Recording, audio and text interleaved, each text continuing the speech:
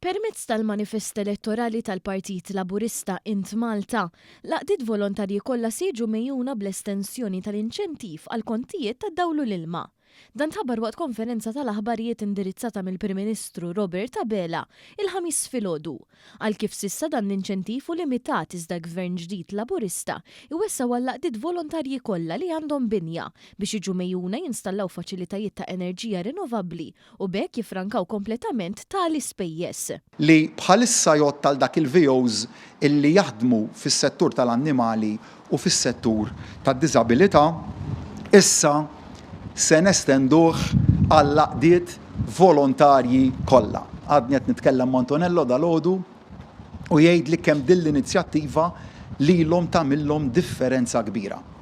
Dak għalhekk issa dik l-għajnuna se nestenduha lil kull VO ġewwa pajjiżna. Sa dan it-tant tħabbar li proposta oħra mill-manifest elettorali Laburista tara li jiġu introdotti arranġamenti ġodda biex il-ħaddiema tas-servizz pubbliku jkunu jistgħu jaħdmu faqdiet volontarji għal numru ta' ġranet flok full-time.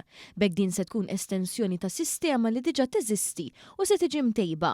Minn barra hekk il-Partit Laburista qed jipproponi li jħeġġeġ kumpaniji privati jidħlu f'arranġamenti simili bħala parti mill-istrateġija ta' responsabilità soċjali tagħhom waqt li jwiżnu lis-settur tal-volontarjat lokali. Il-Prim Ministru ħabbar li se tingħata aktar għajnuna lil laqdiet volontarji meta japplikaw għal fondi Ewropej u anke taħriġ bażiku dwar is-saħħa u s-sigurtà lil persuni involuti biex iwettqu proġetti bl-arfien u l-preparazzjoni meħtieġa.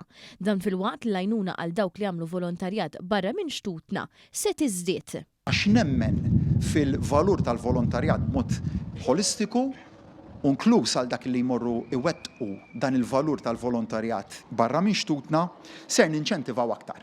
Irrid u jekk ningħataw il-fiduċja se nkunu qegħdin inwettqu illi min jipparteċipa f'esperjenzi tal-volontarjat barra minn xtutna minn barra li ngħinuh fl-ispiża relatata mal-ivvjaġġar ser inkunu qegħdin nagħtuhom ukoll is-somma ta' 30 euro kuljum bħala subsistence allowance biex ngħinuhom fil-ħtiġijiet tagħhom.